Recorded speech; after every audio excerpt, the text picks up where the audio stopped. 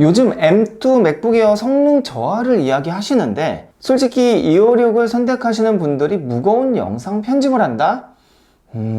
안녕하세요, 김타치입니다. 이번에 맥북 에어 M2 버전이 출시를 했습니다. 좀 빠르게 공수를 하려고 했는데 조금 늦었어요. 자, M1이랑 M2 얼마나 많이 바뀌었는지 같이 한번 보도록 하죠. 박스에서 보면은 모양이 나와 있는데 끝부분이 얇아지지 않은 맥북 에어입니다. 이번에 디자인이 바뀌었죠. 자, 항상 새거 뜯는 건 기분이 좋네요. 제가 가져온 거는 가장 기본형인 8기가의 256 SSD예요. 열어보죠.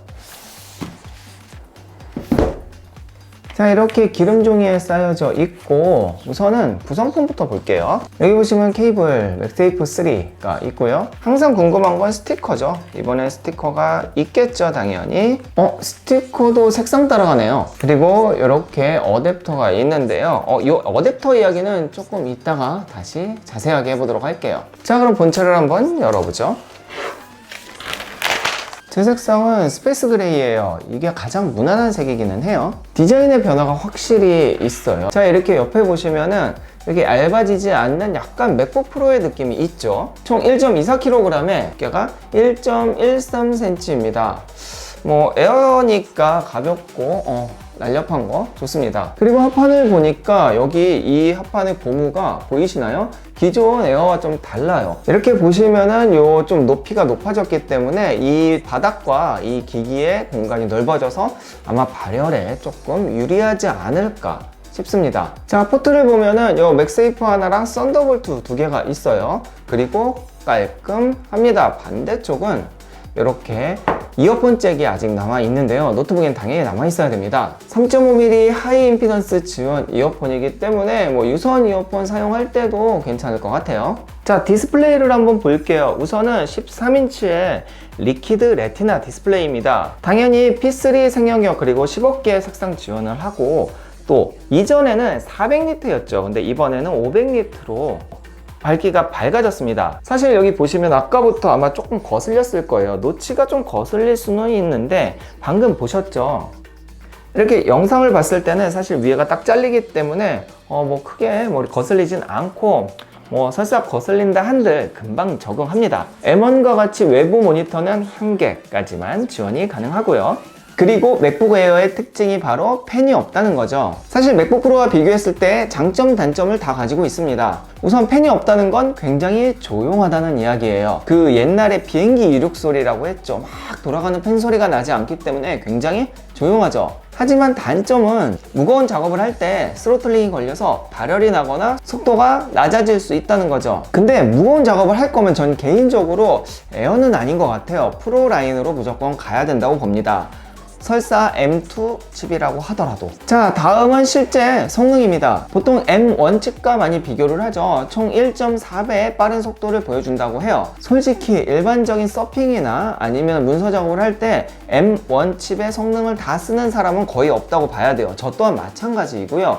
그렇기 때문에 1.4배의 성능 속도가 나왔다 해서 사실 이렇게 체감이 잘 되지는 않을 겁니다. 저도 언박싱하고 잠깐 사용해 봤는데 빠릿빠릿하긴 하지만 우와, 이렇게 이 정도는 아닌 것 같아요. 당연히 여러 개를 띄워놓거나 아니면은 인터넷 창을 마구마구 쳤을 때 느림이 없기 때문에 쾌적함은 느낄 수 있고요. 근데 M1에서도 잘 됐어요. 결국 성능을 보려면 좀 무거운 작업을 해야 되는데 이번에 프로레스로 인코딩이나 디코딩 할 때 조금 더 원활하게, 그러니까 뉴럴 엔진을 잘 활용을 하는 거겠죠. 좀 지원을 한다고 해서 제가 4K로 찍은 영상을 간단하게 편집을 해봤는데요. 사실은 이 영상이에요. 얼마나 빠르게 나오는지 속도를 한번 보도록 하죠. 실제로 인코딩을 해보도록 하겠습니다. 프로레스 기준으로 총 18분의 4K 영상이에요. 최종 용량은 한 2.8기가 정도 예상이 되는데요. 속도를 한번 보도록 할게요. 갑니다.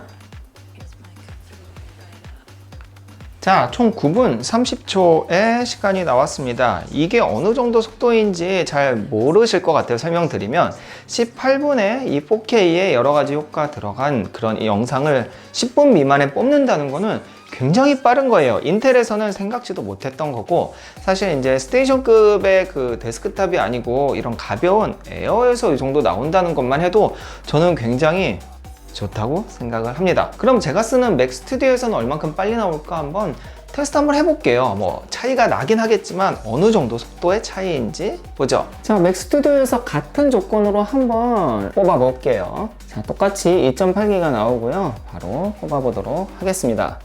시계. 오, 시작. 자, 시작. 자, 쉐어링이 끝났습니다. 저를 보면은 자, 약 5분 정도, 4분 54초가 나왔죠. 그러니까 약 50% 시간이 당겨진 거죠. 반대로 생각하면은 스튜디오에 비해서 에어가 한 2배 정도 속도가 나온다는 거니까 이건 굉장한 거죠. 스피커와 마이크 이야기도 해야겠죠. 우선 스피커 굉장히 좋아졌습니다. 그리고 마이크도 괜찮다고 해요. 자, 여기 보면은 구멍이 2개가 있죠. 이게 스피커 구멍입니다. 맥북 프로는 이제 이쪽에 스피커가 있죠. 근데 이제 에어는 이쪽에 있고요. 그 다음에 이 부분에 구멍 4개 보이시나요? 이쪽에도 이제 4개가 있는데 여기에는 열 배출을 위함도 있지만 이게 마이크가 있어요. 마이크 수음을 이쪽으로 할 수 있게 되어 있습니다. 실제로 얼마나 괜찮은지 들어볼까요? 지금은 정면에서 맥북 에어 M2 오디오로 수음하는 중입니다. 제 방은 조금 울리기 때문에 그 부분 감안해서 들어주시면 돼요. 그리고 충전기도 되게 웃긴 게 기본형 같은 경우에는 보시면은 1개의 포트짜리 30W 제품입니다. 짜요. 그런데 기본형이 아닌 윗 사양을 선택을 하면 제가 이건 따로 구해왔는데 이렇게 35W짜리 듀얼 포트를 제공을 한다는 거죠. 뭐 생긴 건 똑같겠죠. 그런데 이 뒤쪽에 이렇게 포트가 2개가 있습니다. 그래서 보통 맥북 에어를 뭐 충전하면서 아이폰도 충전하고 이런 식으로 많이 활용을 하고, 만약에 좀 고속 충전이 필요하다 그러면 지금 저는 없는데 이렇게 옵션에서 바꿀 수가 있어요. 듀얼 포트 대신 바꿀 수 있고 67W까지 지원을 한다는 거죠. 고속 충전을 선택하는 전자에서 0에서 50%까지 30분 만에 충전이 가능하다고 합니다. 그 외의 스펙들은 배터리는 최대 서핑 15시간, 영상은 18시간을 볼 수 있다고 합니다. 그리고 카메라는 아까 봤듯이 노치의 그 화면으로 바뀌면서 720에서 1080으로 바뀌었습니다. 그러니까 뭐 거의 이제 2배의 해상도, 그 다음에 저조도에서의 이런 노이즈를 좀 해결할 수 있다는 거죠. 물론 M2 칩이 또 거기에 관여를 했을 겁니다. 물론 이런 선의도나 이런 거는 지금 찍는 카메라랑 비교하면 안 되고 조금 좋아졌다는 것만은 사실이에요. 자, 다음은 가격입니다. 아쉬워요. 환율이 너무 올랐습니다. 지금 확인해 보니까 1,300원 초반이 나오더라고요. 그래서 어쩔 수 없이 가격이 올라간 거는 진짜 화가 나네요. 우선 169만원부터 기본 사양이 시작을 하면서 하나 업그레이드 되면 209만원입니다.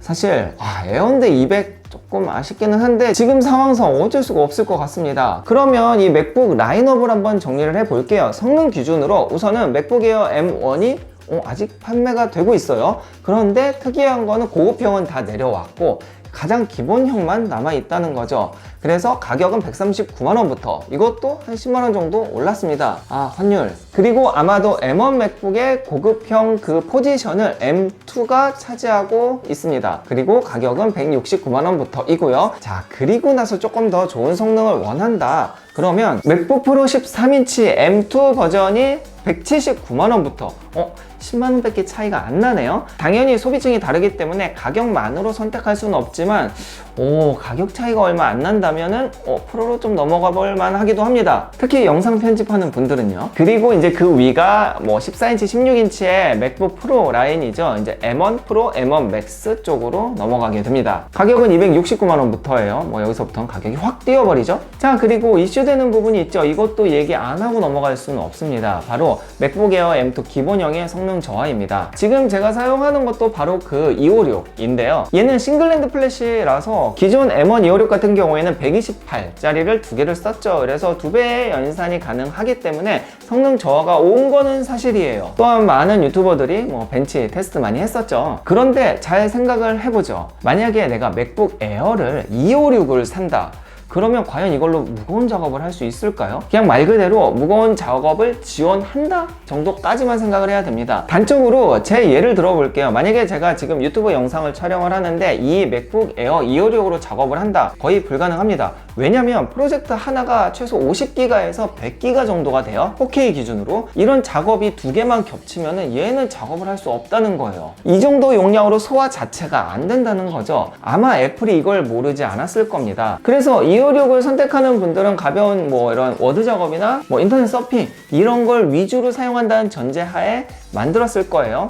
뭐 왜 그렇게 만들었는지 뭐 저도 알 수 없지만 뭐 구조상의 문제 이런 게 아닐까 싶습니다. 당연히 제가 뭐 애플을 실드치기 위해서 이런 얘기를 하는 게 아니고 현실적으로 사용 패턴이 그렇습니다. 만약에 내가 뭐 가볍게 뭐 웹서핑을 하고 뭐 아니면은 간단한 사진 편집을 하고 그런다면은 뭐 충분히 차고 넘치는 성능이죠. 근데 다 떠나서 스펙상으로 느린 건 아쉬운 겁니다. 자, 그러면은 이 M2 맥북 에어를 누가 되게 관심 있을까 한번 생각을 해봤는데요. M1 맥북 에어를 사신 분들은 굳이 넘어오지 마세요. 성능 조금 더 빨라진다 한들 의미가 없습니다. 만약에 M1 맥북을 샀는데 영상 편집을 하려고 하다 보니 조금 버벅된다, 느려진다, 뭐 스로틀링 걸린다 하면은 M2 맥북 에어가 아니고 맥북 프로로 넘어가야 됩니다. 그러면 얘는 누가 샀으면 좋을까 생각을 해보니 제 주위에도 마찬가지로 2017년, 18년 한 그때쯤 인텔 맥북 프로를 구매하신 분들 이제 슬슬 바꿀 때가 됐어요. 한 5년쯤 지나면 지겨워지기도 하고 성능이 조금 느려지기도 하거든요. 기기의 노화도 분명히 있죠. 뭐 이론적으로 영상 편집에서는 뭐 한 10배 정도의 차이도 난다고 하고 뭐 꼭 영상 편집뿐만 아니라 뭐 인터넷 서핑이라든지 이렇게 여러 개 창을 띄워놓고